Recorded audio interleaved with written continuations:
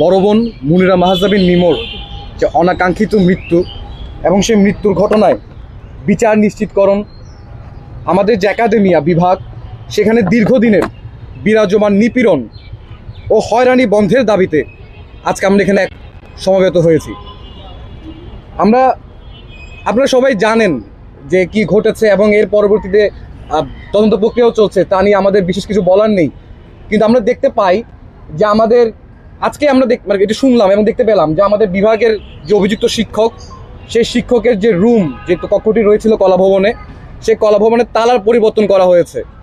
তো 3040 নম্বর রুমের যে তালা, সে তালাটি পরিবর্তন করা হয়েছে এবং এটিকে আমরা খুবই সন্দেহের চোখে দেখি। এবং এই বিষয়ে স্যারকে কিংবা আমাদের প্রশাসনকে কিংবা আমরা যেহেতু শিক্ষার্থী এখানে আছি, আমাদের কাউকে অবগত করা হয়েছে কিনা আমরা জানি না। এই পদ্ধতির মধ্যে দিয়ে পরিষ্কার হয় যে আমাদের যে বিশ্ববিদ্যালয়ের প্রশাসন, তাদের ভূমিকাটাকে আমরা এখানে প্রশ্ন করতে চাই যে তারা কি করতে চায় এবং তারা কেন এই ধরনের সন্দেহজনক আচরণ আমাদের সাথে করছেন।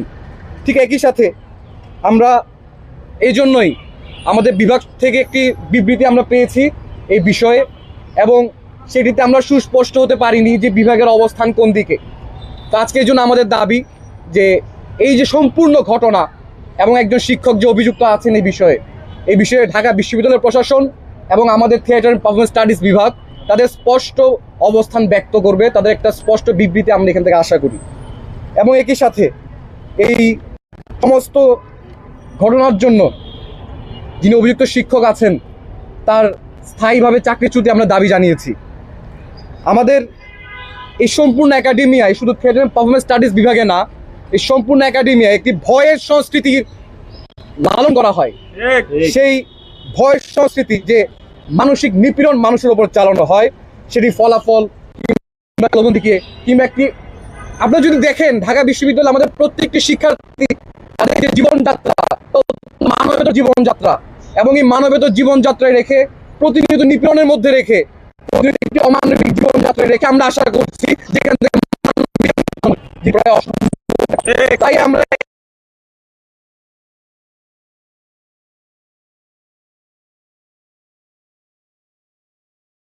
প্রত্যেকের সর্বোচ্চ শাস্তি এবং সেই প্রসেসের মধ্যখানে আমাদের বিশ্ববিদ্যালয়ের প্রশাসন তাদের পক্ষ থেকে তার অবস্থান স্পষ্ট করে, তাদের যে শিক্ষক এবং শিক্ষার্থী যারা এই ঘটনায় অভিযুক্ত রয়েছে বিরুদ্ধে একটি স্পষ্ট কঠোর অবস্থান নেয় এবং কলাভবনের 3040 নম্বর রুমের তালা সহ যে ধরনের সন্দেহজনক প্রবণতা আমরা দেখতে পেলাম তা যাতে অবিলম্বে বন্ধ করে এই ঘটনায় সর্বোচ্চ চাপ সৃষ্টি করে যে এই ঘটনার ন্যায় বিচারটি নিশ্চিত হয়। এবং একই সাথে এই আইনি প্রক্রিয়া যেটি চলছে সেটি মিমাপুর পরিবারকে দায়িত্বে রেখে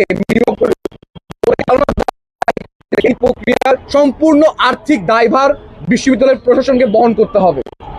এর বাইরে চূড়ান্ত বিচার প্রক্রিয়া সম্পন্ন না পর্যন্ত অভিযুক্ত শিক্ষকের বিদেশ গমনের ক্ষেত্রে কোনো রকম এনওসি দেওয়া যাবে না, অর্থাৎ ছাড়পত্র দেওয়া যাবে না। এবং একাডেমিক কাজের বাইরে একজন শিক্ষক এবং শিক্ষার্থীর সম্পর্ক কিরকম হবে সে বিষয়ে আমাদের বিশ্ববিদ্যালয় স্পষ্ট নির্দেশনা দিতে হবে যে একজন শিক্ষক একজন শিক্ষার্থী অর্থাৎ একজন সিনিয়র স্কলার এবং জুনিয়র স্কলারের মধ্যে যোগাযোগটি কেমন হবে সে বিষয়ে একটি নীতিমালা প্রণয়ন করতে হবে। এবং এই সবটি বলে আমাদের কি আর আছে এবং নেই আমাদের শোক কাটিয়ে আমরা এখনো কাটিয়ে উঠতে পারিনি, তার মধ্যে আমরা দেখি যেখানে আলামত নষ্ট করার একটি প্রবণতা আমরা দেখতে পেলাম। এখানে শোক কাটিয়ে আমরা জানতে পারিনি, তার আগে আলামত নষ্টের আলামত আমরা দেখতে পাচ্ছি।